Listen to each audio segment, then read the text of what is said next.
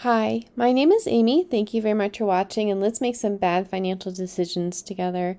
This is for entertainment purposes only, so if you're entertained, please like and subscribe. I would really appreciate it. I was asked tonight about MAXI by Paul Barrett, and so I would really love to be able to go and deep dive into this a little bit. And so I knew about Bitcoin before the halving of this year, but I wasn't DCAing or doing anything weird to it. So, right before the halving, I actually started a Bitcoin Doodles on my own. And there's a point to this, so please bear with me. So, my opinion on Bitcoin is if you're going to hold it for more than 4 years, it will be cheaper for you to actually buy Bitcoin and store it in a cold wallet. But if you are planning on taking profits within, the 4 years, then ETFs are perfectly fine.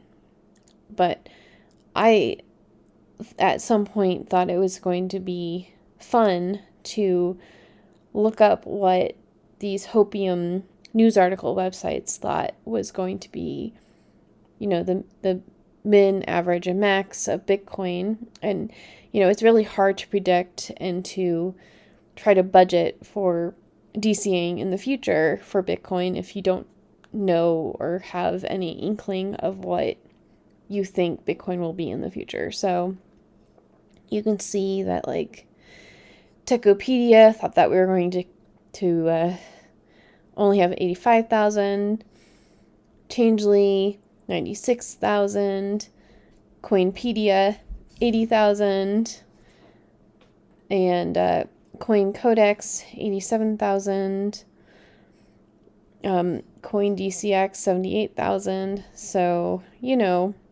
take everything that you read with these news articles with a grain of salt. That is basically the main takeaway, because only the future will let you know if people are right or wrong. But Fidelity predicts that by 2038, one Bitcoin will be worth $1 billion.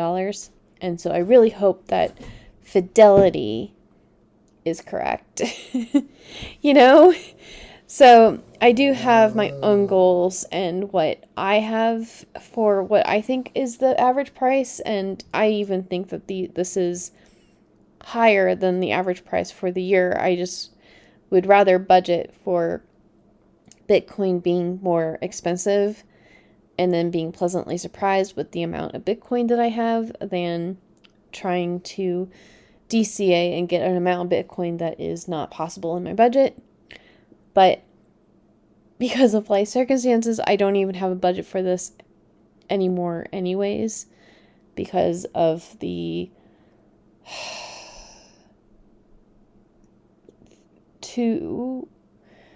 this was the second failed.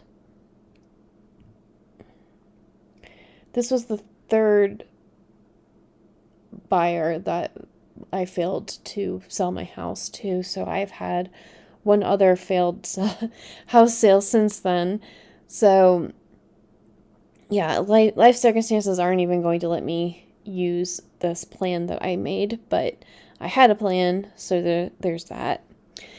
But what I really wanted to show you was I was trying to do research on all of the Bitcoin related ETFs at the time, and I put them all in one place, and I have the I have the comparison that I needed in order to do a side-by-side comparison and know what I was investing in. So you can see, like, I actually kind of gave up. There was too many for me, but I did use the S&P 500 as the benchmark and used, like, I just sorted by 1 year and said, if you're performing better than the S&P 500, I would like to take a look And if you're not, then I don't think I need to spend all that much time evaluating you. Which some of these are not actually Bitcoin, but that's besides the point. So let's move on to actual MAXI, which this is by Simplify, and they do SVOL, and SVOL is amazing. Like, it shorts the VIX, and they do it in such a way that when there's like a VIX spike, it doesn't totally wreck the fund, and it's pretty consistent, 17% distribution. And my only complaint is that when the volatility spikes, SVOL goes in the same direction as your equities. So like in August, my portfolio went down, and SVOL also lost its NAV. And for me, that wasn't the behavior I wanted when I invested in SVOL, and that was just a misunderstanding on my part of how SVOL worked. And so I got out of SVOL, but I still think it's a good fund overall. But so I was really interested in MAXI by Simplify because I haven't really taken that hard of a look at other Bitcoin ETFs since I found, Misty. Anyways, MAXI, they do puts and spreads that are out of the money on Bitcoin futures, so they don't actually invest in Bitcoin, and they do a variety of different types of options in order to get income. So I don't particularly like the Simplify website. I find it a little bit difficult to find what I want, which is mostly like, what is the distribution rate?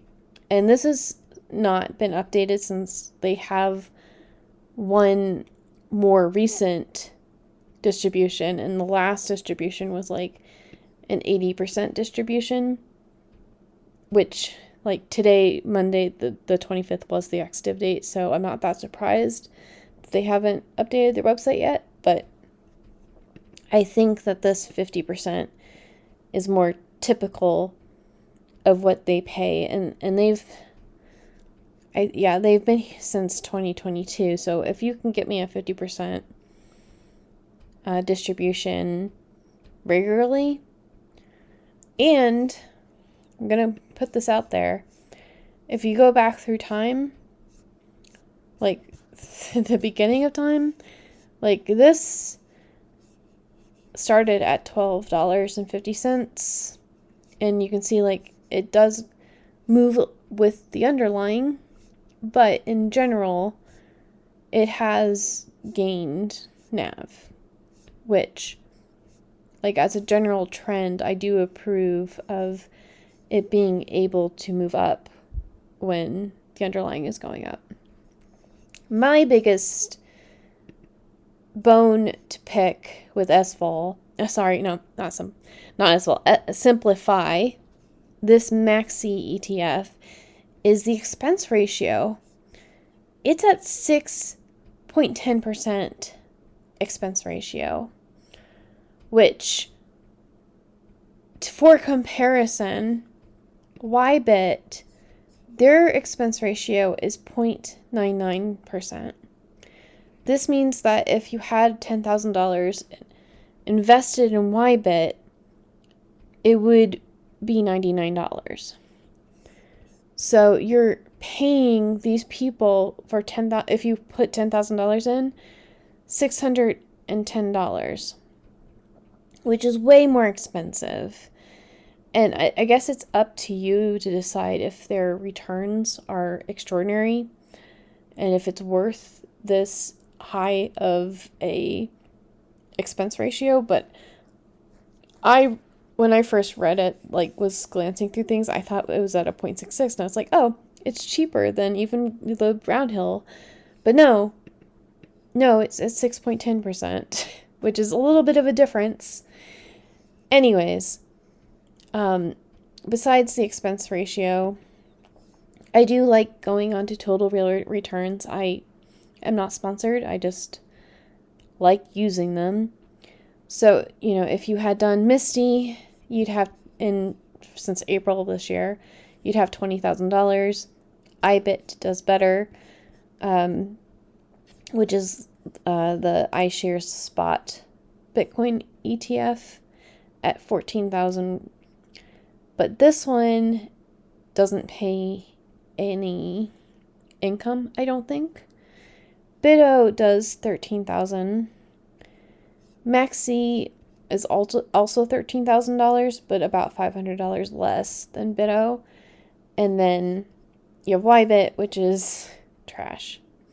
And the reason YBIT is trash is that it's based off of BITO, but BITO already has distributions, and the YBIT only pays a distribution kind of equivalent to BITO, and it's based off of BITO, but it also gets capped on the upside. So anyways, if we get rid of YBIT, I got rid of Misty and said YBIT. YBIT and Misty, though, and we go down to the growth of $10,000. Okay. I think we might also have to get rid of IBIT, but this is still an order where you'd have 19,000 on IBIT, 18,000 for BITO, and 17,900. Like, these are all about $1,000 apart. So if you do BITO and MAXI, just as a direct comparison, because BITO does Bitcoin futures, MAXI does Bitcoin futures, and they both have a distribution rate. So, or like they both pay distributions monthly. So this is a fair comparison. So BITO, if you'd put $10,000 in 2 years ago in September, on September 30th, you'd have $41,004.18. If you had invested in MAXI, you'd have $40,000, $40,048.48. So it's close, but MAXI is more expensive. So I just think that when you're evaluating any kind of ETF, you need to do comparison shopping and use whatever resources you feel comfortable with evaluating them. But I am going to go out on a limb and say, MAXI is expensive for what it is. There are better options out there besides MAXI. I am happy that it moves with the underlying, and so it's not just NAV erosion, but to me, I would prefer, and I am invested in BITO. So what do you all think? Would you rather invest in something like BITO? Are you in FBTC or the Granite Shares one? Do you know of any other high income Bitcoin related ETFs? And would you also just prefer Misty because it pays so much?